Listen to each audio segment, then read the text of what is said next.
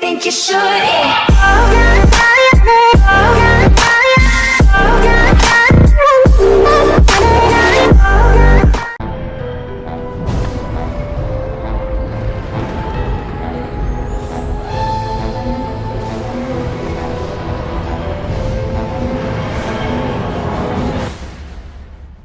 Welcome to this week's episode of Whoscussion.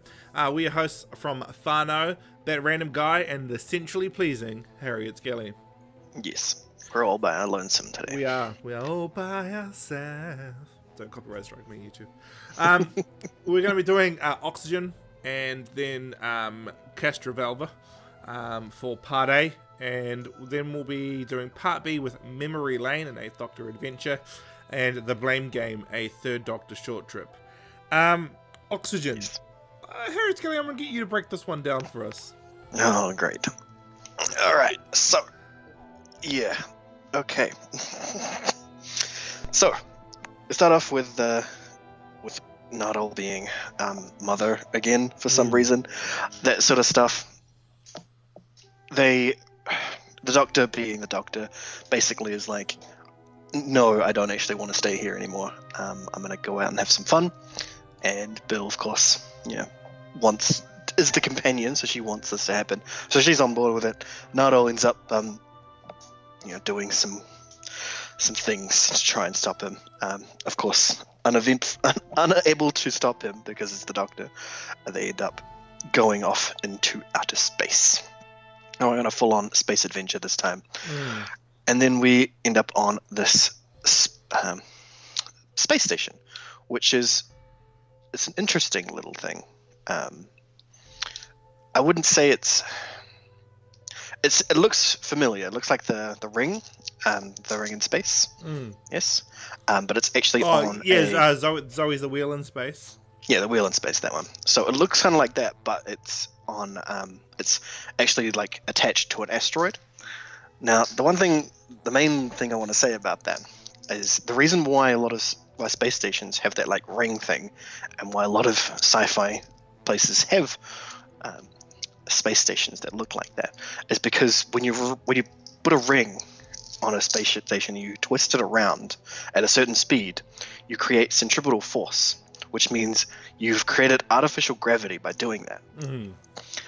Now, when we get there, we see that the Doctor and Bill are standing on like the bottom side of it rather than facing outwards. Yeah. So there's artificial gravity that's not created by the centripetal force. So why is it circular? Yeah, it's not really necessary. That is a good point. Yeah. So, I mean, that's just science stuff. But I'm going to talk about this more when we go over to Castrovalva, because there's a good reference to that. But basically, that's the first part of this story that sort of starts taking you out of it. Yeah.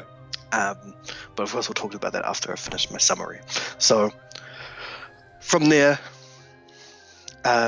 we find out that basically everyone on the station is dead. The space suits have been killing them, based on a message that was sent to their suits, basically to tell them to kill the humans while they're in them. Notable part about the suits is that they're the only form of oxygen providers on the station. That the station is not filled with oxygen, which is we'll get into that later. So immediately, the Doctor fills the station with the oxygen that gets pumped out because the station's got plot reasons as to why it's not allowed oxygen on board, and then they have to get into the suits so they can actually breathe, the suits that will kill them. So this carries on with a bunch of horror things going on. Humans that are like zombies walking around in their suits. That's horror stuff, which is kind of nice, but it's overdone. But then, of course, a couple of times we notice that Bill's suit is malfunctioning, and then she turns out she's unable to put a mask on properly.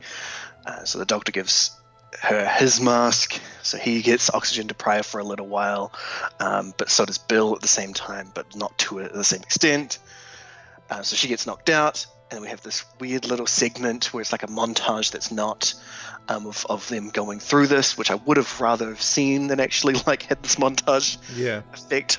And then we get to the Doctor being blind, caused by this oxygen deprivation, which is it's interesting because normally Time Lords aren't affected so much by oxygen deprivation because they have abilities, Time Lord abilities, to sort that stuff out. But of course, we'll go over some possibilities about that later.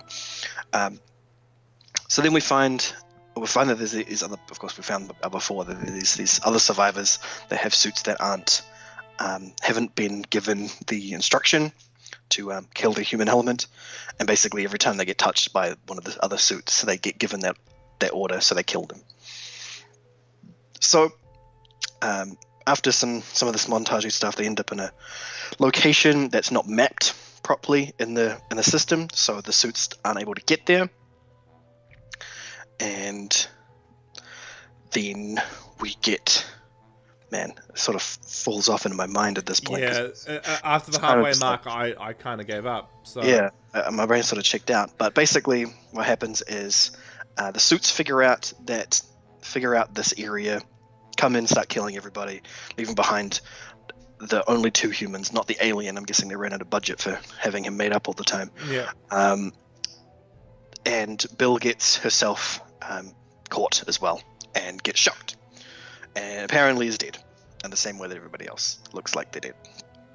And then the Doctor basically seems to go into this I've given up stage, and everyone seems to think that that's the case, but really it's not, and the Doctor doesn't even really actually show that that's the case. He seems like he's more on the ball, but all the other, even Nardole seems to think that he's actually given up, which is weird, because he should know the Doctor by now if he's been around for over 70 years. Yeah, for over 70 years he's known the Doctor, so he should really know him better, which is just the whole problem with his character in the story, actually, is that he doesn't seem to know the Doctor at all, and acts like a completely different person all the time.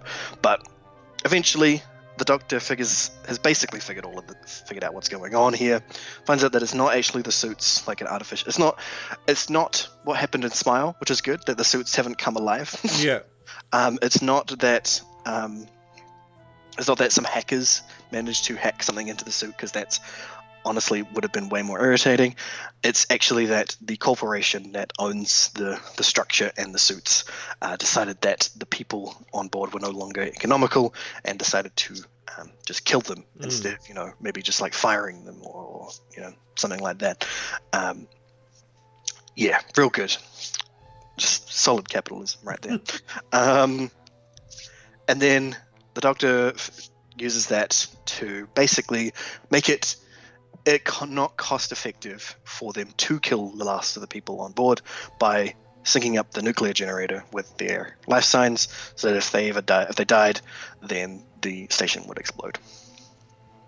That is probably one of the best proper smart finishes that the Doctor's done in a while. It's really nice that he's figured it out and done something really cool and tricksy to do it, but at the same time it feels really lackluster, because immediately after, he saves Bill by just saying that, we were totally tricked the whole time, instead of good science reasons for her being actually alive, because she was totally dead. That's the point here. Yeah. And they played that card twice as well. Yeah, they did a double fake out. One fake out would have been okay, but a double fake out. Yeah, I mean, we were expecting the first fake out because it was in the trailer, but the second one just seemed like they were hey, this is going to be in the trailer, so let's actually also do it again just to mess with people. Yeah, that's unnecessary, and it's just bad storytelling. It really is. Yeah, I absolutely agree. The stakes can't be heightened twice for the same situation. Double jeopardy. Yeah, that's not good. It doesn't work. So yeah. The ending, after that, all that stuff, the Doctor finally gets back. We get the vault mentioned again, and Nardole is doing his mothering thing again, and is basically berating the Doctor for doing this. And the Doctor reveals that he's actually properly blind this time. That even though he was even though they used a tool on him to stop him from being blind, and he was not blind for a little while, apparently it came back. So apparently, from now on, the Doctor's going blind. Yeah. Yeah. Now. So that's the synopsis. Got some thoughts? Yeah, I do. I kind of want to work backwards a little bit here. The whole being blind thing. Now, I understand him being blind during the story. Yep. But after he had saved the people, he could have just gone into his regenerative state and healed, because Time Lords can go into a healing coma. Yes, they can. Where they go to below normal temperature. They go below 0, and actually freeze over and then heal. Yep. Now, you've come up with a reason why that could be. Yes. So the one time that the Time Lords aren't able to do that, and this is something that the Master has had a problem with previously, where once you're on your last regeneration cycle, you don't heal at all, and actually kind of like degrade in a really terrible way, like turning into like a burn victim, like the Master did. So if the 12th Doctor, if good old Peter Capaldi, is the only additional regeneration that he was given, then it would explain why he was unable to regenerate, or not regenerate in such a way, but to use his healing coma to get over that whole thing. Yeah. So, yeah, if that is the case, then hallelujah, someone at BBC actually knows what's going on at the moment. Yeah. Or this is a very poorly written and not well-designed arc that they're planning for the Doctor. I hope it's not the latter. Yes. And I feel like it might be the latter, but I really don't want it to be. Because if it is the latter, it means that somebody didn't do a quick wiki search and find out, can Time Lords just heal themselves without regenerating? Because they fully can. It kind of seems like someone didn't watch anything, which is weird because, pretty sure that most of the people who write for Doctor Who have at least seen some of the old stuff. Yeah. So it's weird that that's not a case. Yeah, and it wasn't a one-time instance. The Doctor did that on screen. He did that. No, he's done that lots of times. In fact, 10 did that to help finish his regen. Which is the same thing 5 did. Yep. Went into a healing coma to help finish regenerating. Yes. So I'm like, they did it about 7 years ago. Well, a little bit over 7 years ago, actually. So, yeah. Hang on, whoa, that is a long time ago now, actually. That's 2006, the regeneration story. No, Christmas 2005. It was. Whoa, that's 12 whole years ago. So they've had 12 whole years ago where, and it's one of them, and it is, unfortunately, he's the most popular Doctor. Surely they should know, hey, there's a full-on coma they can go into to heal. Yep. But obviously, who am I at the end of the day? I'm just some guy on a podcast. Yeah, so hopefully they know that. Yeah. And considering how obvious it is, it would be ridiculous for them not to know that. So I'm hoping Peter is the last Doctor. Yeah, so I'm hoping that is the case. That either, but even if that is the case, they may explain it away by saying, "Oh, yeah, that is my last regeneration, but I'm going to get some more," or "This is my last regeneration, and someone's going to take over for me." Yeah. But of course, considering he's meant to also become Tom Baker again at some point, I'm not sure how that's meant to play out. Is that why? It seems like what the case was. Because I thought it was just 4 coming back. No, I'm guessing that what may be the case is that the Doctor somehow figures out a way to replay all of his regeneration some way. That sounds dumb. It does sound dumb that at all. But I mean, if it's a good explanation for the reason why somebody else takes over, that seems like a good thing. Where he reverses on his own timeline. Yeah, I suppose. So that he can never be the Doctor again, like a last hurrah, I actually reverse. Yeah, I was kind of hoping it would be more along the lines of the fact that all the doctors came back for Gallifrey disappearing. Yeah. And this was just Tom Baker's doctor stopping off, shorting up the time differentials. I don't think so. That's dumb. I really don't like that at all. I think that's stupid. Anyway. Yeah, so moving further back, we've got... so, not the blind stuff. So the suits... The fact that oxygen is not allowed in the space station, and just the whole idea of it being the problem, really, is basically, it seems manufactured, that whole requirement that oxygen is such a material that the company is charging its workers to get it to them. Do you think they are the company? I imagine they could be, but I feel like they are, because remember that the company was a collective. That little guy in the wheelchair was sentient seaweed.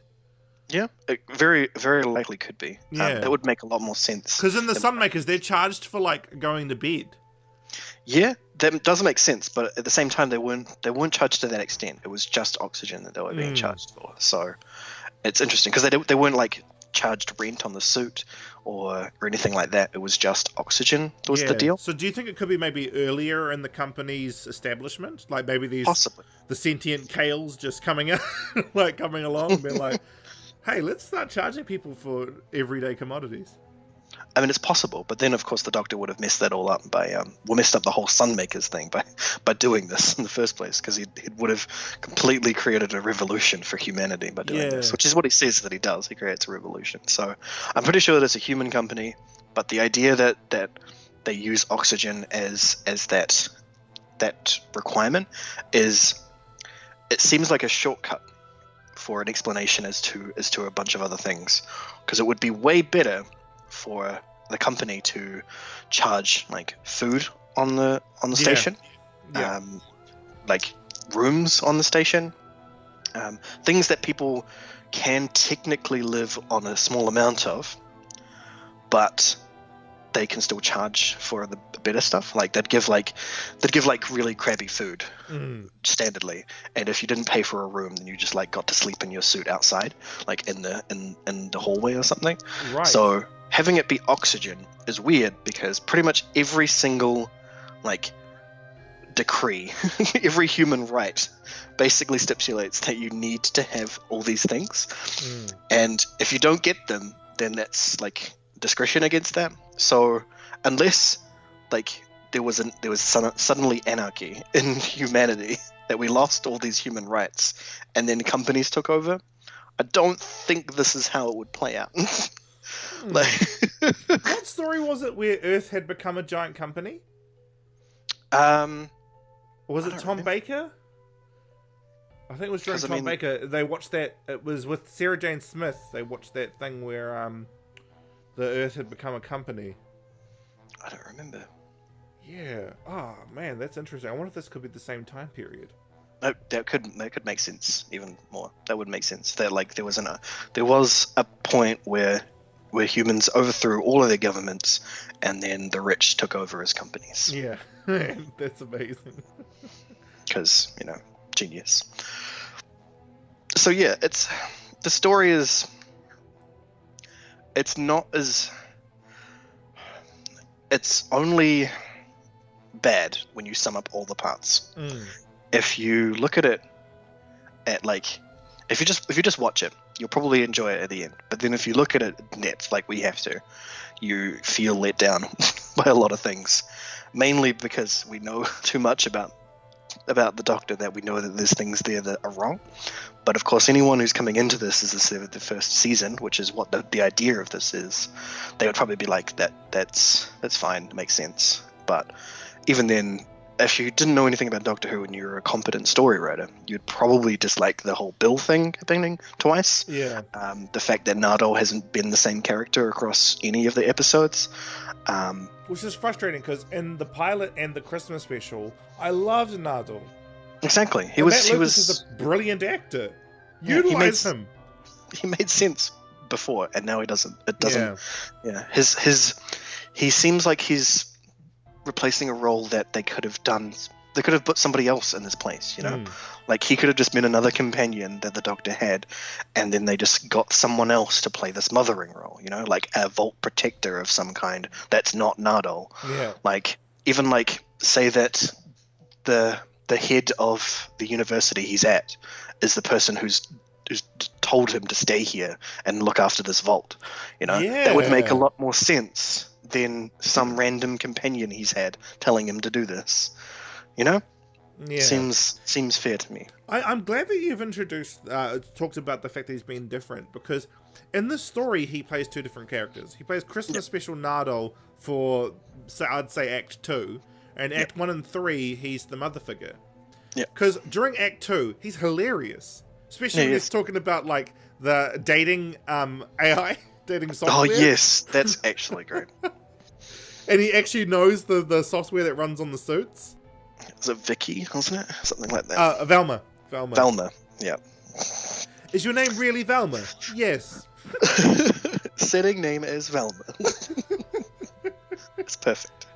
Exactly, that's what I'm saying, is that there's fantastic parts of the story, but there's just bits of it that fall off, and I think that this seems to be the main problem that we have with a lot of these stories in this season, is that they've got some great writing going on, but then some influence is refusing to let these characters be what they're supposed to be. Yeah. And it seems like some of the writers have a better understanding of what's going on than the head writers or the editors. So I'm not sure what the deal is there. I'm not sure we can blame. Yeah, we can blame. We can blame some people, like if we can blame BBC for the ruining of the horror part of last episode, but Oxygen, it's not like it didn't. The ending wasn't the thing that fell over. It was some storyline bits in there, so that's probably the Moffat in that one. So somewhere between Moffat and BBC and Gatiss is the problem here. Not discrediting them as creators, because they obviously do good jobs, but someone needs to rein them in from causing the problems that they're notorious for. Yeah. So yeah, that's my take on Oxygen. There's one last thing I want to take of note here. Yep. Is TARDIS Wiki is like the Doctor can survive in the vacuum of space for a period of time, and I'm just like, I love that TARDIS Wiki is like just calling them out, just like, by the way, the Doctor can actually do this without going blind. Though, to be honest, like you said earlier, if they'd shown us instead of giving us a montage, if they were out there for, say, like, I'd say an hour, I could see the Doctor deteriorating in functionality. Exactly. That was the big thing about it for me, is that if they'd cut out like that weird like lingering moment they did in the weird sector and just replaced that with us seeing what was actually happening during show don't tell. During that stuff, then it would have been perfect, because it was a fantastic like tell moment, like where basically they could have cut from when Bill went. In fact, it probably would have been better even if they'd cut from when Bill went black. Sorry, that was not really good. I mean, when she passed out to when she I understood came back. what you meant. Yeah, I know. When she passed out to when she came back. If they had just cut that out and like put an advert in there, that would have made way more sense than these flickering moments. Because then it just seems like you're teasing us with, "Hey, we know what happened. We're not going to tell you." Yeah. Like, what? Which is a sign of bad storytelling. Show don't tell. That's like 101 storytelling as well. Yeah, make sure in the visual medium you show your characters doing stuff. Yeah, so it is really poor, but that's really it, isn't it? It's been like that for a while now. It really has. And I think it comes down to what you mentioned. Well, you mentioned quite a bit in Whoscussion. It's time. Yeah, time is the enemy of Doctor Who these days. That's why this rumor that Chris is returning to 4 parts split into half-an-hour episodes.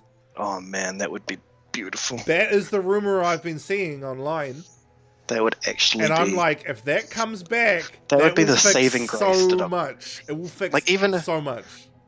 Even if you just that, and then do like two 2 stories a season, you know? Like, I would be fine with that if that's how they have to fit it in. Like, Yeah. because even then, it would be like, you'd have a Doctor over 4 years Yeah. to have a proper, like, season storyline, long length stuff. But, you know, it wouldn't be so bad. Yeah. Because we'd have long, 2-hour episodes worth It can of stuff explain everything. that can explain proper detail to a proper science fiction show. Yeah. And maybe somebody could be hired to read TARDIS Wiki. Yeah, exactly. Just throwing it out there. There's even a picture on the TARDIS Wiki page showing the 5th Doctor walking in the vacuum of space. That's great. They're like, by the way, guys, he can survive in the vacuum of space. That's beautiful. Just so you know. But yeah, we'll I want to cover some more things about this, but it's going to make more sense in context with Castra Velva. So let's move into that. I'll just do one last thing, and we'll whip straight into that. They reference the second ever Doctor Who story with the fluid links. Yes, they do. Yeah, and it's great because the fluid links is something that the first Doctor just made up. Yeah. And I'm glad that, like, in this, he's like, I've got the fluid link. The Doctor's like, I fully made that up, by the way. Yeah. But that's a positive and a negative in itself. Because it's like, yes, cool, referencing the first Doctor, awesome, but referencing again, please cut that out. The reference Doctor. You can reference things as much as you like, but do it, like, actually, like, care about what you're referencing. Come on. I actually agree. So, as Harris Kelly said, we'll jump into Castra Velva here. So, the Castra Velva is the post-regenerative story. This is the first story to fully feature the 5th Doctor, even though he was present right at the end of Legopolis, with the Legopolitans. I just wanted another chance to say that word. Yeah. Although, what I want to say real quick is, before we get into, like, the storyline, the 5th Doctor in the intro sequence looks so much happier to be there. Yeah, I absolutely agree. Talking about the beginning, though, what people might have noticed, keen-eyed viewers, is that the 5th Doctor is wearing the wrong shoes. Yes. It's because Tom Baker actually owned the boots. Yeah. And the 5th Doctor is wearing lace-up shoes. It is the strangest thing, because you see the camera come in, and it shows Tom Baker because it starts at his feet as the camera zooms up to his face, and you can quite clearly see him wearing his boots. And then the next shot of the 5th Doctor, he's wearing lace-up shoes. I'm just like, you know what? As far as I'm concerned, canonically, Ford died with lace-up shoes on. All right. Yeah, and then those regened with him.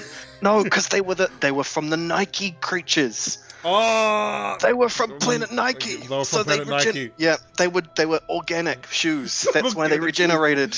There we go. We've got it here first. Canon. Though it probably makes more sense that they changed because of the Watcher, because he was technically from the future.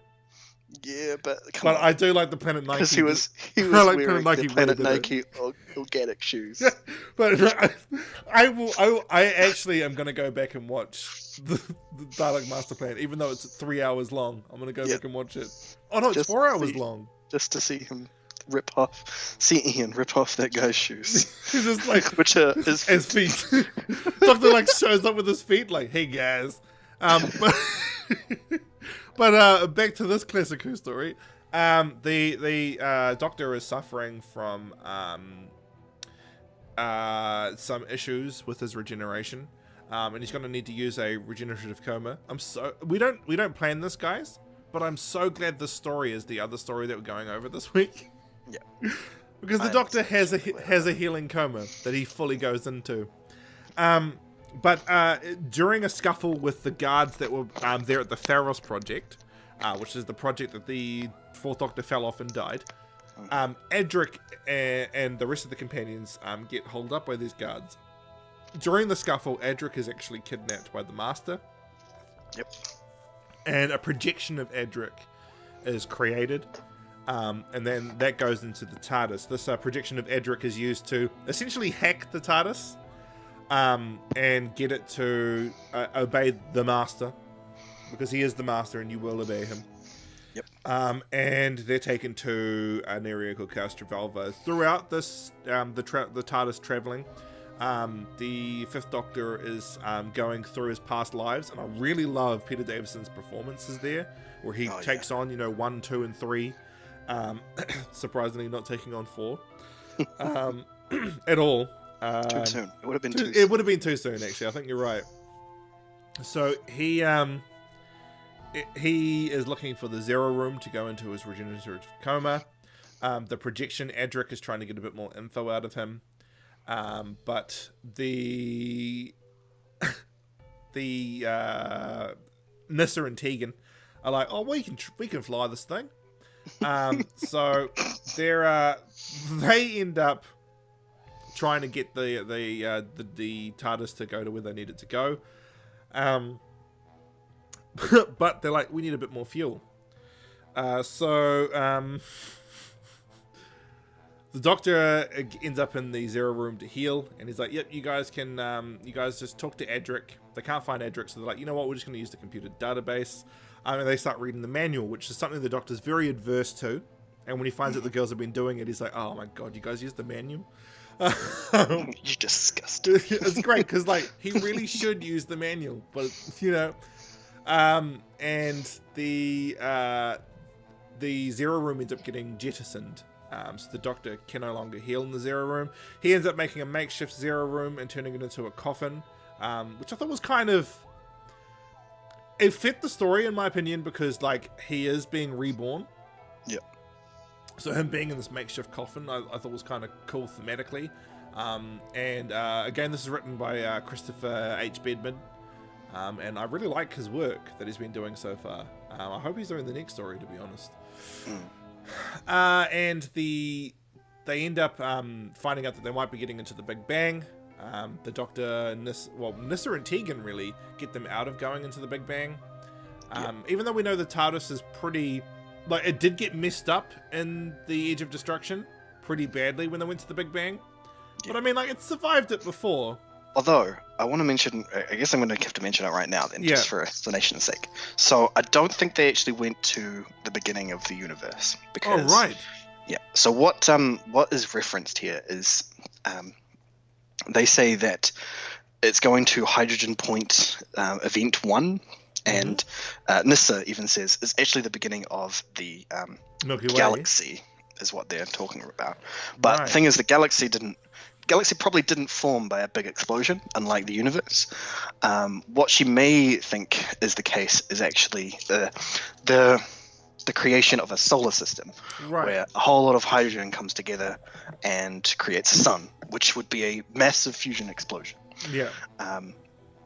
Which is what I initially thought when they said that they were going to a hydrogen point. I'm like, oh, they're going to go be inside of a fusion reaction. That's probably not a place you want to be ever. Yeah. Even though that their solar engineers and their TARDISes are probably capable of dealing with that, it's probably not something you want to be in no matter what. No. But I guess that's why it lasted as long as it did. But that's something that I wanted to point out originally as part of, in reference to the previous story we were just talking about, Whoscussion, is they explain this in a sciencey way.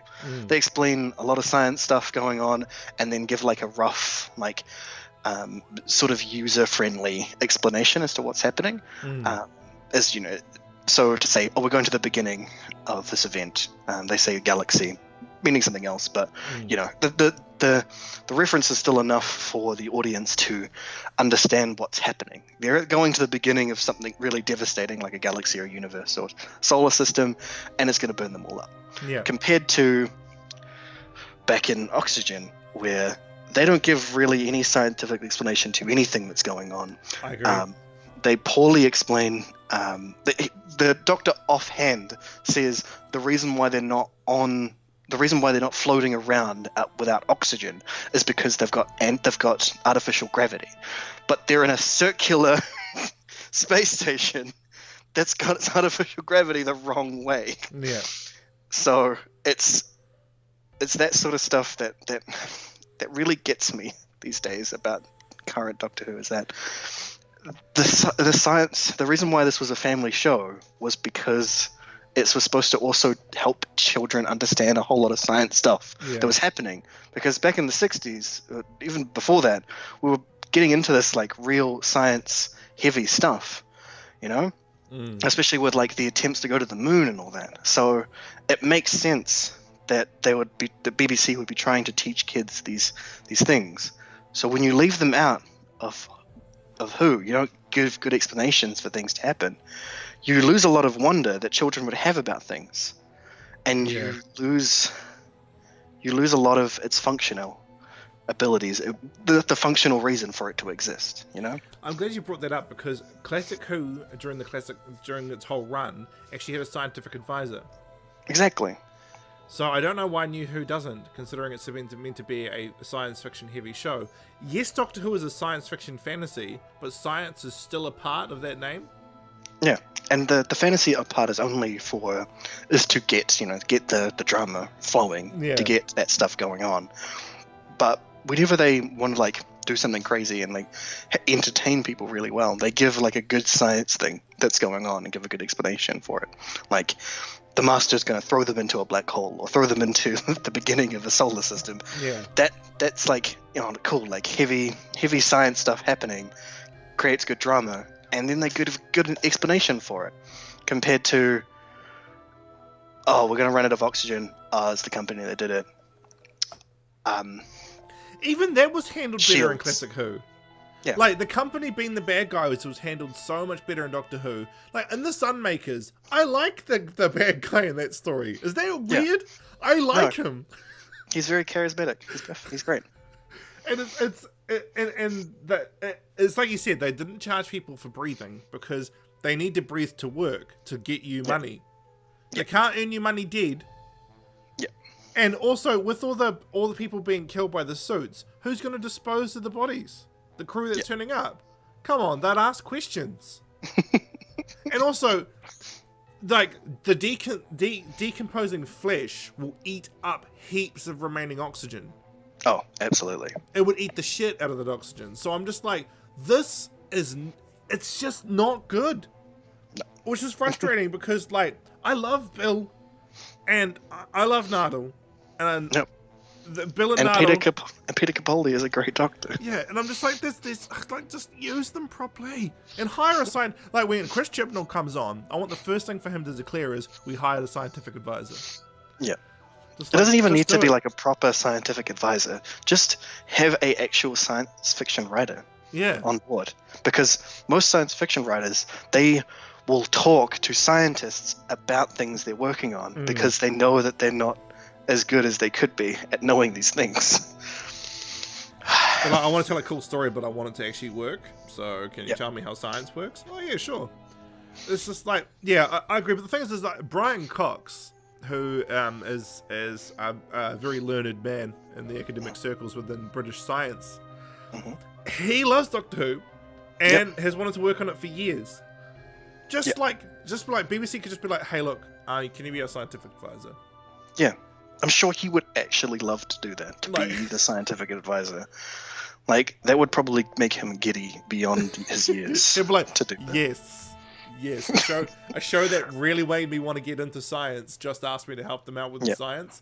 I'm pretty happy about that. Like, I can imagine the moment if they ever asked him, like him, like going, like glazing over and like flashing back to when he was a small child watching Doctor Who, being like, "Yes, I'll do it." I am Brian Cox, and you will obey me. Yeah, he'll probably be like, "Reverse the polarity of the neutron flow." But yes, with Castrovalva, the Master ends up creating this world of Castrovalva. He gives it a history, he gives it a peoples, and from what I understand, they're not a projection, right? He used like a time-space anomaly to create a culture, or am I inaccurate in that? I'm not completely sure exactly what the construction of here it seems to be, because initially I thought like it was maybe like some artificial creation by the TARDIS, his own TARDIS had generated. Like the Edric projection? Yeah, like not necessarily like the Edric position, but like the whole Castrovalva area that they were in was just like part of the TARDIS, and it was just becoming overwhelmed by it. But then eventually it seemed like maybe that's not the case, that he did artificially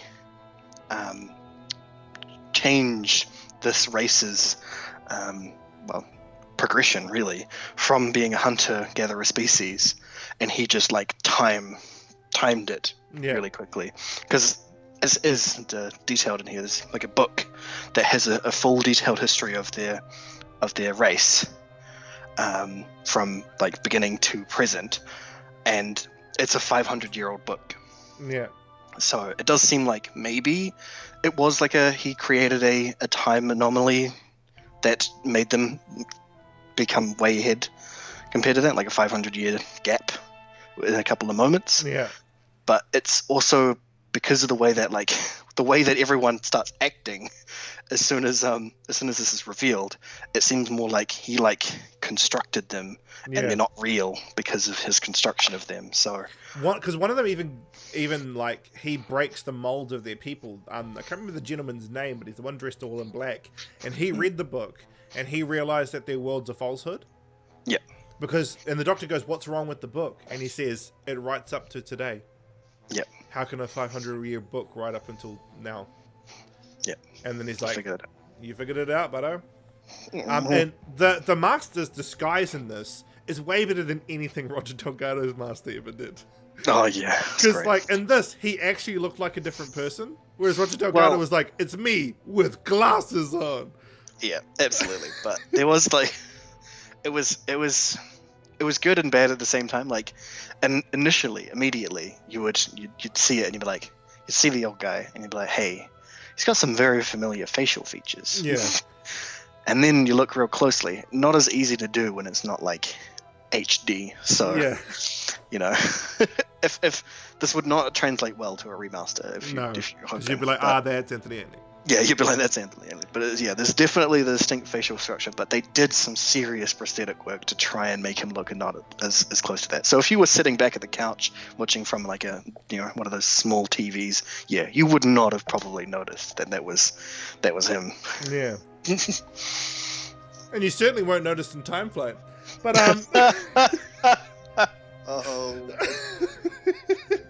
man, I think Anthony must have been like, hey, just throw all the prosthetics on me. I want to be prosthetic.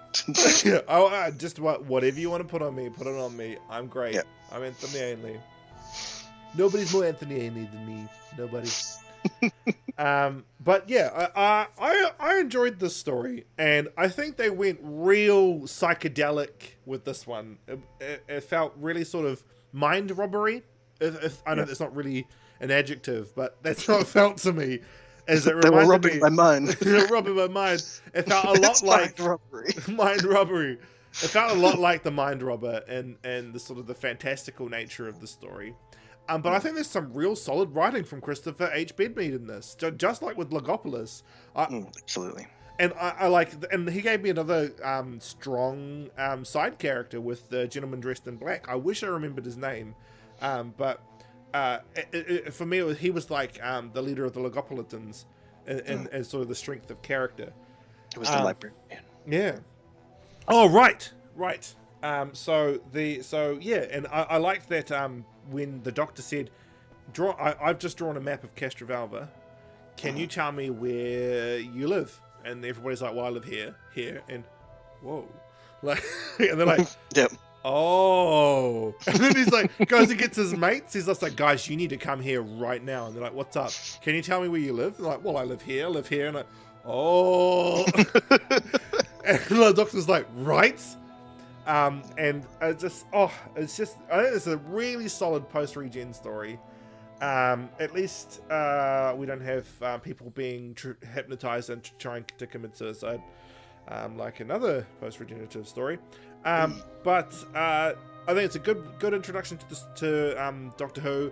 I think the one negative to the story is you would definitely have had to watch the first two Master stories to be up to speed with this one. I don't think you could really watch it by yourself. What are your thoughts? Do you reckon it could work on its own? I think it works on its own, honestly. I mean, obviously, watching Logopolis first and then watching Castrovalva would make a lot more sense. But yeah, I don't think you have to watch the Master's return story when he finally becomes Anthony Ainley. But you can absolutely just watch this by itself. You don't necessarily need to know all about the Master and know he's evil, because straight off the bat he is being totally evil. It's great. It is superb, and I love that juxtaposition of him wearing all white in this story as well. Yeah. I love when they do that sort of that thematic change with characters, because he's wearing white because the character he's pretending to be is meant to be pure, and it's just like this great contrast. Also, well, the thing about white and black when it comes to Doctor Who is it really, for Time Lords in particular, it really does have like some real value to the way that they see things, considering the white and black Guardians. Wait, literal gods. Oh, that's not cool. I definitely suggest watching this story if you've been keeping up with Classic Who with us, or as Host Kelly says, you can even watch it by itself. It is available through BritBox with all of Classic Who now. Again, we're not associated with anybody, so this isn't us selling BritBox to you.